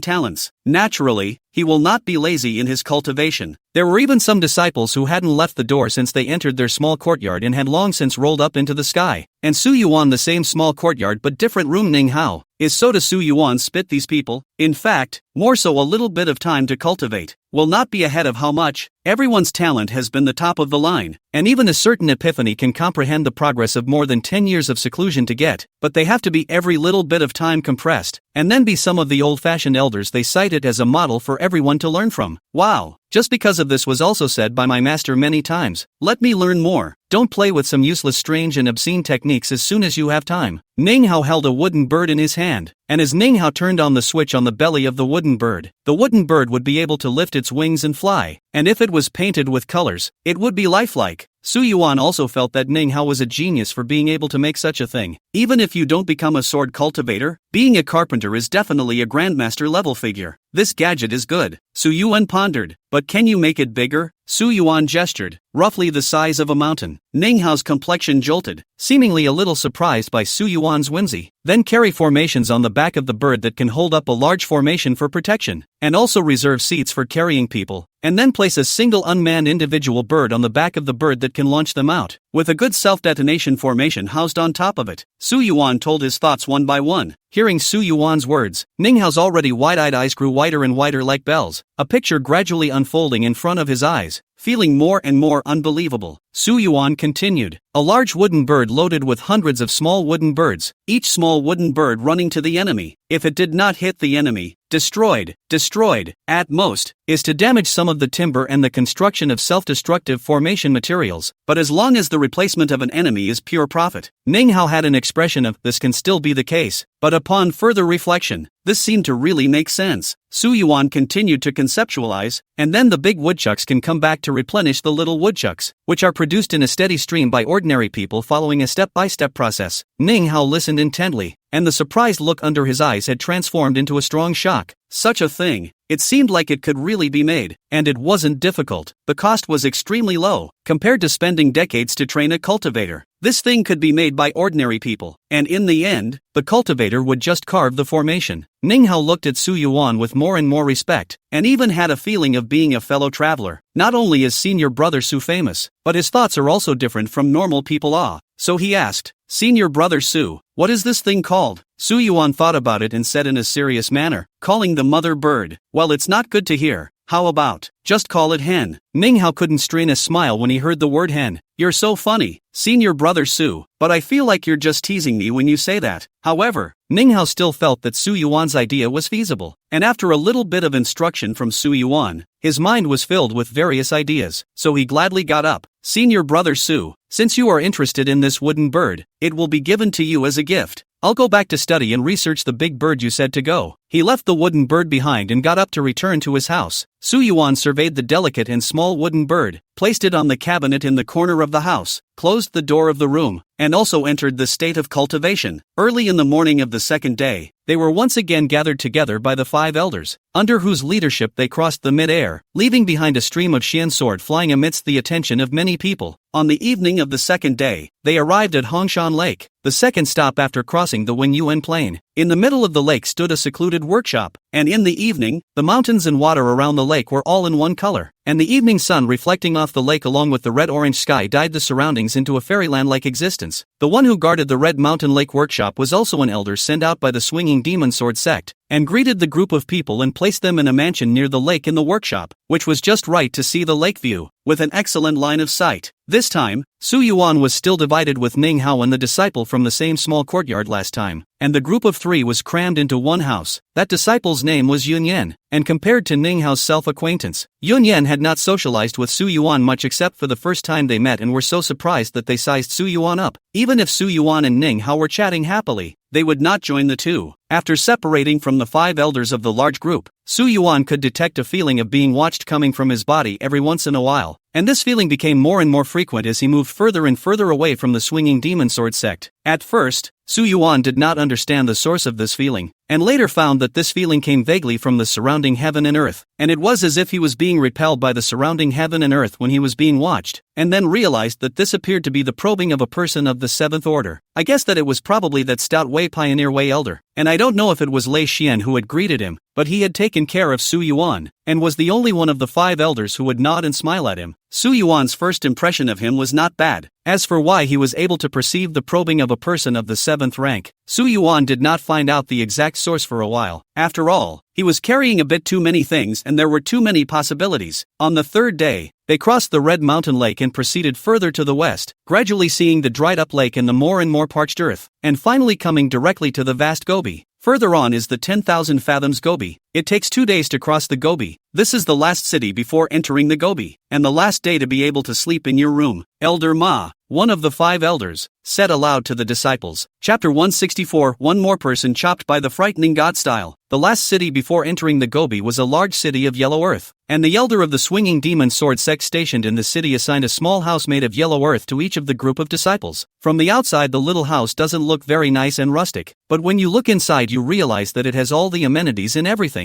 It was similar to the environment within the swinging demon sword sect, ensuring that the first-time disciples would not feel uncomfortable. Su Yuan's left side of the house was Ning Hao, and on the right side was Yunxi. Ning Hao barged into Su Yuan's room again with his own familiarity, holding the wooden bird that was given to Su Yuan, and rattling on about how to realize Su Yuan's last conception. It wasn't until the night was thick that Ning Hao left with satisfaction. Looking at his appearance, he even had a few chesty looks, as if he really wanted to realize what Su Yuan had said. After 3 consecutive days of running around, the journey was safe and sound, and now that they were entering the last city before entering the 10,000-foot Gobi, the group of disciples were somewhat relaxed, and even the probing sensation that appeared from time to time on Su Yuan's body had loosened up by 3 points. A mere casual glance when probing disappears instantly. Into the night is deep. Su Yuan entered a deep state of cultivation. His entire body was like a furnace, constantly channeling the fire source to the Dantian, honing a deep purple Xian sword there. Another fleeting sensation of probing. Su Yuan did not take it seriously, but the next instant, the house quietly appeared the sound of something gently cracking. Su Yuan snapped his eyes open and realized that the wooden bird that was placed on the table not far away had somehow cracked, and something burst from it in an instant, sweeping towards Su Yuan. The thing that burst open, intangible but with majestic power. That incoming feeling, as if a large net composed of invisible power intertwined was netting towards him. If he was caught in this large net, Su Yuan would definitely be bound and unable to move. And it was at this time that the door to Su Yuan's room was pushed open, and from Su Yuan's perspective, it was too late to see who it was that pushed the door open. The feeling of danger instantly spread throughout Su Yuan's entire body, and he reacted almost instantly, fiercely gripping the thick golden-bladed sword placed by his side, directly aiming at the door of the room to slash out a astonishing and eye-catching sword light. Without any reservations, Su Yuan slashed out the first sword of swinging demon, the amazing god style. The first sword of swinging devil was made by Su Yuan. This sword, the other party, is absolutely unavoidable, even if it is the peak of the heavenly order, close to the 7th order of the sword cultivator. Under this sword will definitely not be able to get good. The speed at which this sword was swung out greatly exceeded the opponent's expectations. Su Yuan only heard a cry of surprise, and then he himself was firmly bound in place by an invisible force, his whole body unable to move. The shattering pop of the room's door and the slight plop of blood and flesh being torn through it all came together. Even Ning Hao next door was startled by this commotion. "What's wrong?" Ning Hao instantly scurried out. At the same time, a raging commotion was also heard in mid-air. The power between heaven and earth was vaguely tugged, and 5 figures flew out from 5 directions, almost simultaneously arriving in the mid-air outside Su Yuan's room. "That's 5 elders." The stout Wei pioneer's face slowly sank when he saw Su Yuan's shattered room door, as well as the blood and body parts broken in 2 that were splattered on the doorway. Ning Hao and the other 4 elders also saw such a sight, first looking surprised, then developing a bad feeling. Wei Pioneer entered the room first, and seeing the shattered wooden bird, and Su Yuan being firmly bound in place, unable to move, he instantly understood that if Su Yuan's hand was 1 point later, it might be Su Yuan who would die. Wei Pioneer waved his hand to untie the invisible force that bound Su Yuan. His face was extremely ugly. "This is an application of the power of heaven and earth. It's considered a small sculpture for us, but for you, If he let it win, it was tantamount to saying that he had quietly disposed of Su Yuan under his nose. There is no way to trace the real culprits after the fact. It was then that the elders stationed in this great Yellow Earth city arrived late, and along with the other 4 elders, they saw the situation inside the room as well as outside. Ning Hao also cowered outside the room, noticing the wooden bird that shattered open on the table, and feeling more and more ill at ease. Wei Vanguard said in a cold voice, "Someone wants to kill my swinging demon sword sect's disciples in front of us." Several elders scanned everything in the room sharply, and they all eventually locked their eyes on the wooden bird that had shattered on the table for no apparent reason. Who does this thing belong to? Su Yuan's sight raised his eyes to look down at Ning Hao, who only showed his head in the doorway. Wei Pioneer just reached out in the air. Ning Hao opened his mouth before he had time to exclaim was Wei Pioneer grasped in his hands, only had time to spit out the word injustice and then was Wei Pioneer sealed the body. At the door. Who's dead? Su Yuan saw the blood stained on the shattered door panel. A disciple named Yunxi. Every disciple in the group Wei Vanguard recognized, even Yunxi's face that was cracked in half. Su Yuan was stunned, and the 3 days he spent with Yunxi in front of his eyes, except for his surprise when they first met, he didn't find any strange end. There were 2 extremely similar-looking elders among the several elders, the Chu twins among the leading elders. The 2 brothers frowned as they surveyed the scene and took over. The invisible force that was waved away by Brother Wei to bind Su Yuan should have erupted from the wooden bird, which is why we didn't notice at first. At the same time clouds seemed to come in through the door, and Su Yuan chopped out a sword in an instant, splitting it in half. The bottom of the eyes of the 2 brothers have obvious accident. Cloud seems to be on the body of that sword obviously more than they expected. Even if Su Yuan reputation outside is a threefold vision plus body was sealed as the palace master pro-disciple, just a sword will be Cloud seems to split dead. Could this be just a coincidence that Jinshi happened to come in at this time to look for Su Yuan and mistakenly hit this sword? There is this possibility, but I observe that he also holds a sword in his hand, and to come to his companion at night with a sword in his hand, his demeanor is indeed a bit strange. The 2 Chu brothers discussed it as if no one else was around, and the 2 quickly dismissed the possibility of an accident. The elders stationed in the local big city just frowned and stared at the Cloud seemingly. Cloud seemingly can't be Old Man Yun's grandson. Right, Old Man Yun hundreds of children and grandchildren in the out of such an outstanding grandson. I also participated in this child's full moon mat. Alas, in my this accident I how to explain to Old Man Yun. He even glanced at Su Yuan from time to time, with a slight dissatisfaction and surprise at Su Yuan for striking out so decisively and ruthlessly in the bottom of his eyes. The point is that when you say chop, you actually do it. The best of Old Man Yun's hundreds of children and grandchildren was not even a match for him? Wei Vanguard stared coldly at this elder who had been stationed locally for many years and had not returned to the clan. Looking at him, it seemed that he did not understand the gravity of the situation at all. With the people that Su Yuan could implicate within the clan, if something happened to Su Yuan, half of the swinging demon sword sect would be shaken. Wei Pioneer said in a cold voice to Ning Hao, who was grasping in his hand. Ning Hao, I'm asking you to answer. If there's half a lie, I can make you take one and then request to the sect to let the soul-reflecting sex people come to search your soul. Ning Hao's body trembled a bit and nodded his head fiercely twice, and Wei Pioneer unlocked the restrictions on Ning Hao's body. Which elders have you touched today? As soon as these words came out, all the elders fixed their eyes on Wei Vanguard and Ning Hao. Wei Pioneer is suspecting them all. Ning Hao, who had regained his limitations, faced these many pairs of sights filled with majesty and scrutiny, and he himself would go up and smoke in a moment if he made the slightest movement. He carefully recalled, then looked at Wei Pioneer, gritted his teeth and said, I today just met elderly when I was falling towards the city, and then I met you when I was eating. You, Chapter 165, The Sea of the Far West. As soon as Ning Hao finished his words, all the elders cast their eyes towards Wei Vanguard and elderly Chili. Ning Hao was also emboldened. He didn't dare not to tell the truth, but this was the truth he could tell. But these 2 people, a former vow to catch the mastermind looks like the mastermind on the side of Su Yuan. One is the most senior leader in the team. Facing the suspicious sight of the crowd, elderly Chi's face expression barely changed. This oldest seniority elder of the same generation as the deceased elder Shen only said faintly, it may not necessarily require contact to set a trap. Perhaps it was premeditated? When these words came out, it was as if they were the backbone causing the other elders to nod their heads in agreement, all of them expressing their approval. Ning Hao lowered his head in despair when he heard these words. In this case, the greatest suspicion falls on himself, and Yunxi died, and there is no evidence. Who can prove that he is innocent? As Su Yuan surveyed the current situation, he couldn't help but think, is this the absolute calamity that the Golden Deity Star Sovereign spoke of? But Su Yuan thought about it and felt that it was vaguely wrong. At least, at the moment, it is still far from the level of the absolute disaster so exaggerated. So that means there's a possible backstory? Or perhaps the absolute plague was not the attack on himself? And regarding the current attack, the first thing that flashed before Su Yuan's eyes was a silhouette, the masked youth who stood beside the irregular that night stepping on his sword. And after the death of Changeless, the trail about this man was lost. The one who died outside is Yuan.